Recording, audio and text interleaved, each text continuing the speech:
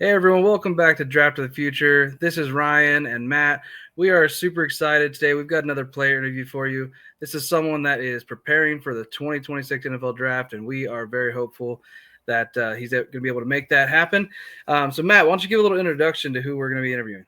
Well, the hot trend right now on Twitter is for people to look at true pass rush win data and other stats. But a lot of these people are kind of hiding the truth because they click that minimum snap button. And we're interviewing one of the best edge rushers in the class, in my less than humble opinion. So what I'm going to do is just give you some perspectives. This individual had a 27% pressure rate. If you divide his pressures by his pass rush snaps, 27% of the time he caused pressures. We have him at a 15% impact per snap rate. So you take his pressures, sacks, and forced fumbles and divide it by his snaps. 15% of the time, this monster is impacting the play. 14% of the time he had a pressure, he had a sack. So what does that mean? Well, let's compare him to other people that are not being debated. So he had Ruben Bain had a 12% pressure to sack rate compared to our interview's 14%. David Bailey had a 19% pressure to sack rate, which is better, but still in the same class. Bain had a 15% pressure rate per snap compared to the 27% of the time our guest had a pressure, and Bailey only had a 21%. So we're talking about a person who snap for snap has more pressures and more sacks than Bailey and Bain on a given base. It is my distinct honor to introduce you all to someone you need to learn, Cameron Stewart. Yeah, what's going on, man? How you guys doing? Good, Appreciate you good. guys for having me on here, man. Yeah, that's awesome. Well, what do you think about that introduction? How does those stats make you feel? It's awesome, man. It's definitely, if I were to tell you where I was a year and a half ago before all this, it's just a blessed feeling for sure. That's awesome. So let's talk about that a little bit. You know, you're a 3-star coming out of Governor Mifflin in Pennsylvania, Yeah. and you decided to go to Rutgers. And what made you choose Rutgers initially? I had a great conversation with my official visit. I took an official visit there around March of 2020, right before COVID happened, and I fell in love with the place. Jim Penagos at the time was my defensive line coach, and he was just a great guy. And I always listened to Greg Schiano and the stuff that he implemented throughout my career. He's a great coach, great guy, great leader. I just thought that Rutgers was going to be home for 100%. Yeah, and so you weren't really able to get into the starting lineup, but you definitely got some special team snaps. Even without getting those starter snaps, what did you learn about yourself as a player during that time? You're a freshman coming into college and whatnot. Like fat ball. Let's rewind it. Right before I get to college, I played in the Big 33. I won MVP. The game it felt really slow for me. So when I got to college, it was like a more of an adjustment because I was more of a hand in the dirt type of guy. So like I had to learn how to play defensive end and learn all the new formations, like the new defenses and whatnot. So it was like definitely a different turn of events. I get to Rutgers and it was awesome. I met a lot of great guys, a lot of great coaches, guys like Jamal Westerman and Andrew Pierce. There were guys there that were under Greg Schiano and they knew what FTC was all about. Okay. Mm-hmm. So after a while, you became a 3-star transfer and led you to Temple. Can you talk for a moment about what drew you to transfer to Temple? It was close to home, and that was something me and my mom always prayed about, and we just thought Temple was home. One of my guys that was at Rutgers with me, Evan Simon, he was like, "Bro, it would be awesome for us to regroup and play with each other once more." So once I had that talk with Evan, I had that talk with my mother. It was a no brainer. Yeah, you mentioned faith. Is that a big part of who you are as a person as well? Yeah, 100%. That's good to hear. All right. So you started to get some more snaps in 2024 at edge at Temple, Yeah. but then you missed. You had another setback because of injury, right? Mm-hmm. What did that 100%. What did that injury have as an impact on you? I feel like it added more fuel to the fire for me. I got hurt and I had to really sit back and like learn how to, I had to learn and do stuff from the sideline. It wasn't like I was out there playing. So once I had that in my mind, I knew what the goal was for me going into the next season. So Okay. anytime anyone gets injured, because I hear some debates about whether there's value on sitting versus playing, and whether or not you learn. As whenever you're injured, that choice, the ability to play, unfortunately, is denied. Is it true? Do you gain anything on the sideline and watching and observing? Is that if so, what do you gain? I feel like you gain a lot of knowledge, like what's going on. Like this year, I should say the year previously, like once you really learn and understand like the scouting reports and whatnot, like what's going on out there, like I implemented that into my game and it made the game a lot more slower for me, I should say. Like I was out there and like I could see formations and I'm like, wow, this is stuff that I'm watching previously like nights before and it's like happening in real time. Yeah, I think so. I And think that showed up on film this year too. yeah, You were 100%. able to you played this full year. You got 290 snaps with those elite pass rush metrics that we talked about. How satisfying was that to kind of like see your work pay off? It was definitely a good feeling, but I'm not satisfied. Like there's still more work to be done, and I'm down here in Tampa, Florida right now, and I feel like I'm just starting to hit my stride. So whoever takes the chance to just to get the opportunity to play at the next level, I'm just blessed. That's all. Okay. Do you when you talk about you're not satisfied, um I think all great competitors are always looking for like the next level. Do you quantify that in any way? Do you say like, okay, I want this much? Do you have any metrically driven goals, or is it more of a feel, like how you feel while you're on the field? It's definitely more of a feel while I'm out there and playing. I just want to see. I want to go out there and I want to know that you can stop me while I'm out there. Yeah. So with your breakout coming a little later in your career, you obviously didn't get the combine invite, the All-Star game, stuff like that. How are you preparing now? You said you're down in Tampa. How are you preparing now to get the attention of scouts? Well, I'm down here just training, working on my 40, my vert, and whatnot. And I feel when I have my pro day, I'll be able to shock a lot of people. 100%, I'll be able to shock a lot of people. In terms of, because I've been screaming all year. Why is no Yeah, one? no, I saw it on Twitter. It was awesome. I was showing my mom and stuff, and she was just like laughing, and it was cool, because like when I got injured and I was thinking like, wow, is this really for me? It felt like, it was a calling from God. Like, is this something that you want to do? If so, then let's make it happen. Yeah, that's All awesome. right. So, um, I still don't like no one I talk to, especially when I pin someone down. No one I talk to can explain why you're not getting any attention. Has your agent spoken to you? Has anyone talked to you about like what might be causing this? Do you have any input on what might be happening? No, I'm not really sure. I just leave everything and put it in God's hands, man. It's the story that He has written for me is, it's it's definitely beautiful in a sense. Yeah. I've So you never like mentioned when I tell you when I was hurt, I never really thought I'd be in this position where I'm at today.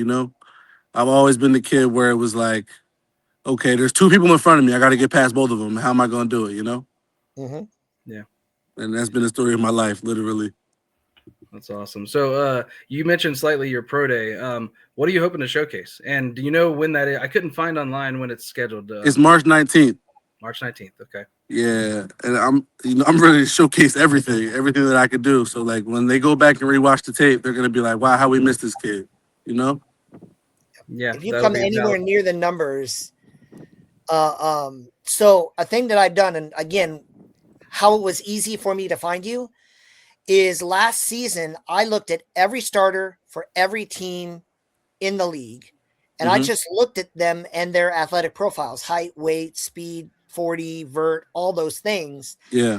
And so, and now when I look at prospects, I compare directly to that data. I personally have what I call key metrics Hmm. because there are some things I'm less worried about that you would do at a combine for an edge than I am about for a running back or vice versa. Hmm. But when I compare it, if you come anywhere near the data I think you're going to hit, that there should be an immediate, like, I can't wait to hear like a Daniel Jeremiah or a Todd McShay, like suddenly like, oh hey, we want to talk about this kid who had a pro day over at Temple, and I'm like, welcome to my party. Where have you been? And I just wanted to take this moment to affirm how much Ryan and I believe in you, because it's just right there. It's right there in front of you, and it'll be right there in front of anyone when you go out there and put on display what you're capable of doing on that pro day. Yeah, I really appreciate that. I really appreciate you guys. Really appreciate you guys, man. Yeah, quick question for you. So you switched from edge to more of like an outside linebacker role this year, right? Yeah, I was playing stand up outside linebacker. Yeah, and I feel like once I started to stand up, the game slowed down tremendously because you could. It's definitely a lot different because like when you have your hand in the dirt or whatnot, you get up and you rush, but like once you're looking around, you can read formations and stuff that's going into the boundary, like 3x1, 2x2 sets. It's like you already know what's gonna happen. You got to go out there and just attack it. Yeah, it's awesome. So you think that's going to Hmm. be where you can make the mark at the next level? Man, wherever they put me at, I feel like I'm gonna make the mark at the next level. Wherever Okay, I'm ready to come compete for sure. good, good. So yeah, if given an opportunity on a team, what makes you confident that you're going to make the best of that opportunity? Definitely playing special teams because I have I got a knack for just being out there playing football. Like, who wouldn't want to do that? You know, Yeah, that's awesome. I was out there at Rutgers. My first time I was on special teams, I laid somebody out the first snap. So it's just having that knack for playing football, man. That's all. So when you look back at this season on Temple, and an agent calls, your agent calls you and says, "Hey, we got X team looking at you. They're asking me, watch this game. If I'm only going to take time to watch one game on film, what's the game out of Temple that you would say, watch this game and you'll see it?" Oklahoma, I had 7 pressures. Yeah, we were That just was talking Who about wouldn't that want to? before you Who guys. good. wouldn't want to watch the underdogs of Temple University go against the SEC team and see somebody show up on tape like how I showed up? You know, We were Yeah, literally talking about the Oklahoma game before you came on. I listen. The last time we played Oklahoma, I had a sack. And, I was like, wow, this is SEC football. But then again, I played in the Power Five conference where I was going against tackles on a scout team every single day. So having the confidence going out there was just like, just go out there and play football, man. It doesn't matter who's against you, who's across from you. Everybody goes for the logos and whatnot, but they don't really see the person that's underneath the helmet. yeah. Do you think that that competition level excuse is going to slowly go away with NIL, with more players being like the talent just being dispersed so much more? I mean, I don't really get into all that for real. I don't like that's something that I never really looked at. Like, when I went to Temple, I never really was like looking for like the money and whatnot. That's not me, man, at all. Like, that's just not how I was, brought upon. Um, I wish all the guys the best. That's getting what they deserve at my school and like all across the country. But then at that time, it was never really about that. I just wanted an opportunity to showcase what I could do on the football field. Well, we were going with that because we're right there with you. Yeah. I remember one of the first things you told me that because they're disrespecting the AAC. Ryan and I Yeah. have been going out of our minds because the names we're seeing not on the combine, the names we're seeing not getting invites. Yeah, that was Um, definitely crazy, you know? Like, there's this guy, I know Landon Robinson, he's a, a maniac in our conference. And I saw that he didn't get one. I was just like, it's, at this point, you just got to go out there and do what you're supposed to do at Pro Day, you know? yep. Yeah. Yeah, we actually Everything's going to take care of itself, man. Yeah, you mentioned a lot. You mentioned your mom quite a few times. Is that someone that has constantly had your back? She been your like support system throughout your time? That's my hero, man. If it wasn't Yeah, for her, I wouldn't be where I'm at today. that's awesome. So yeah, I think we want to be respectful of your time, and I kind of want to ask you before we get off here. Man, you can ask me as many questions. We got all day on here. I ain't got nothing to do. All right, then. All right, Matt, what you Come got? on with it. Yeah, I So don't got nothing to do. so when you made the jump that you made, what do you credit? Like, I would say that this year was a peak year in terms of what you had been doing. What do you credit the amount of production you had this season? Hmm. What do you say led to that happening? Well, the linebacker on my team, Tyrese Whitaker, he wasn't like my roommate, but we lived on the same floor. And we would sit and watch film so much that we knew before the play would happen what was going on the field. And, once I picked up the PlayStation remote, you could click connect it and put it onto the film and whatnot. Once I figured out how to do that, it was over with. Like, I was just in the living room. I would have my 3 meals that I would eat throughout the day, three or 4 meals a day I would eat, go to the football building, watch film, go back home after practice, watch the film from practice, and then watch game tape. Like, we were watching UMass tape so much, we were watching it before. As soon as we figured out we were playing UMass the first game, we watched so much UMass.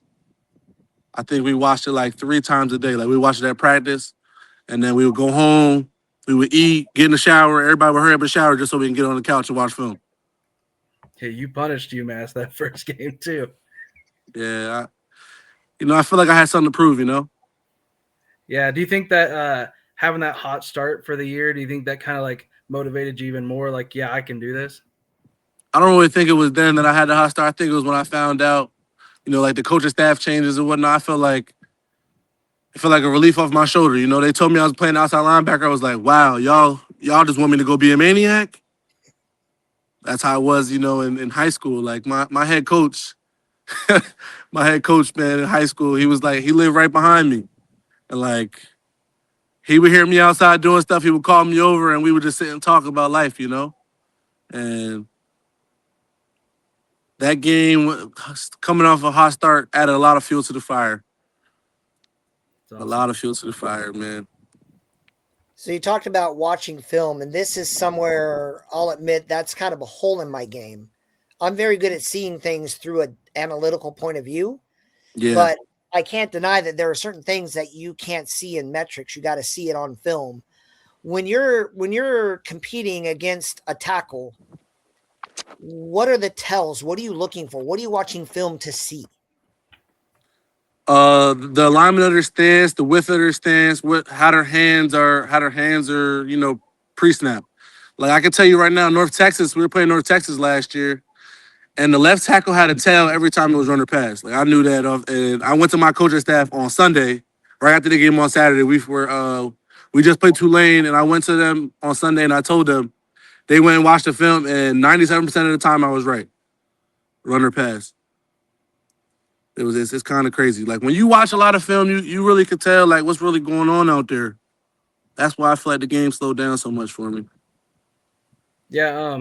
So what is the thing that you think is like the bright spot of your game personally, and then what is the thing that you're trying to work on to improve? Definitely my snap anticipation. My first step is like definitely one of the things that I use in my game because I know when the time to snap, when to get off the ball, like when to, it's like a feel thing. I'm out there just playing football. I'm just out there just being free. Like I had in my mind when I was sitting at the kitchen table right before the UMass game, I was just like, this is all you got. Like you just got to give it everything you had. So why not play it like that? Yeah. Do you And then what think are you looking that to improve? Oh, when I'm looking to improve, definitely my short area speed, like getting from point A to point B. I feel like since I've been in Tampa, I've been working with this guy named Dr. Cooper's what I call him. I call him the scientist. Like there's just stuff that he's implemented into my running mechanics where I feel as though I got a lot faster, and I'm getting a lot stronger for sure. so sometimes I'll watch a prospect, and the way I articulate it is I can watch him play and it just looks like he's thinking. Like he's in the moment, and if it's a pass rush, he stacks his linemen. He might even have him in control, Yeah. but you can almost see him kind of looking around and thinking about like what's happening. Mm-hmm. Um, do you? How does someone get to a point to where they don't have to think? They can just go. Just go and do. Like I said earlier in us talking, I've been playing outside linebacker, in high school and whatnot, and I demanded so much attention where that I was getting double and triple teams. So I feel like I had that under my belt since then. Now I had so many snaps from then to the point I am now. It feels like it's second nature at a point. Like when I get out the football, I know I got to beat the man in front of me to get to the quarterback. So why would I wait to beat him? The quarterback got the ball. We got to get him. We got to get the ball for the offense. So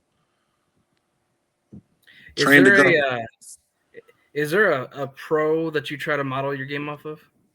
In high school, it was Chase Young. Chase Young.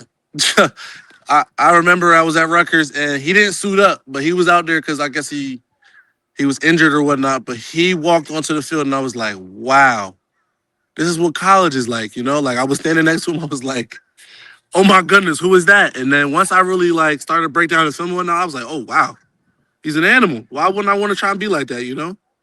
Yeah. Like so, I would just take bits and pieces of stuff from his game and implement it into my own game. And I will also say somebody else that I was always looking at, probably Brian Burns. He a freak of nature, definitely a freak of nature. So now we talked about someone in your area. I got to ask you the next half of that question. Um, who's the offensive tackle you want to put on your highlight reel most? You're like, oh, I'm gonna blow him up. Or obviously you're not arrogant about it, but like he's the guy I want to beat. If I can beat this guy, I know I've arrived. I'm not really sure. Like when I'm out there playing football, I don't really look at the person, like the offensive tackle. I'm really focused about me. Okay. Yeah, like I'm out there just playing football. Like if you're in front of me, you gotta stop me. I'm not worried about who's on the other side of the ball. Looking Yeah, I'm like a not true really worried. maniac. Yeah, I'm not really worried about that. Like I'm out there. I remember like we were playing this year. I gotta wear the black face paint on my Yeah. face, and they look at me like, "Are you okay?" And no, we out there playing football. I'm out there trying to take what's mine. So when you ask me that question, like names don't really come to mind. It's just I just want to get there, and once I want to get there, I want to learn how to stay there. Okay. Okay. I guess yeah, that goes to like one of my main questions is every year we see guys that all they want's their shot, That's it. and so what do you say to like future players that are experiencing the same thing? Like it took you a little bit to get on the field, and then you had the injury. What advice, what I guess guidance do you give future players that might endure the same thing? When they say you can't do it anyway. I like that. That's all. Yeah, Is Matt. there What else you got? is there because they already got the transfer portals all set, signing days all done. I'm always curious because you're about to take the next step from college to the pros. Um, whenever you look at like if you could talk to if you could huddle up the next class who are going to start getting called and start going there, what advice do you have for those high school seniors who are looking to make their final decision, looking to take the next step? If you can only say one thing, whether it's how to prepare, what it means, how to think about it, if you could only say one thing to the next generation of pass rushers coming into college, what would it be?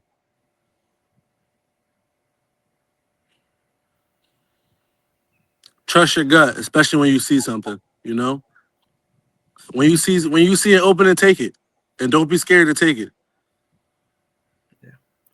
And then so you're about to hopefully get to meet some scouts and coaches at your pro day, right? And we're confident that you're going to make a mark when it comes to the stuff that you do at the pro day. Mhm. But if you can talk to those scouts and coaches, what's the one thing that they need to know that gives them the confidence that you're worth the shot? That I'm ready to come compete, and when I come compete, I'm ready to win. All right. Hmm. All right, Matt, you got anything else? Oh, I'm just I'm so hyped. I want to go play. I have a 46-year-old body. Yeah, man. I'm not gonna do very well, but I'm ready. Hey, as long as I'm on your team, man, we gonna have the confidence to go do it. You know. Hey, just between you and me, if John Lynch like hits you up, if you could put on that red and gold and help out my guy Nick Bosa, I would not be averse. Oh, man. And if anyone like don't be messing with them Seahawks, they get one every 10 years. They've already had theirs. Hey, Like man, whoever gives me the opportunity to come compete, man, I'm just blessed. I'm just blessed, man. Whoever, it doesn't matter. Wherever I go, wherever I end up, I'm gonna do everything to give it my all. You know. I got you. If you go to the Rams, I'll cry. But Oh if man. you go to the Rams and you show out like I know you can, you'll Hmm. be the only Rams jersey I ever buy in my life. I promise. For sure, man. For sure. Yeah, we really do appreciate your time, Yeah. and we wish you the best over the next few weeks. And we're hoping to see your name called here in early April. Is there anything you want to say before we call it a day here? Nah, I ain't got no much to say, man. I say just just stay blessed, man. That's all. Stay blessed. All right, Cameron, we really appreciate your time and wish you the best. Thanks again for coming on. Thank you Yeah, so no much. problem, man. No problem.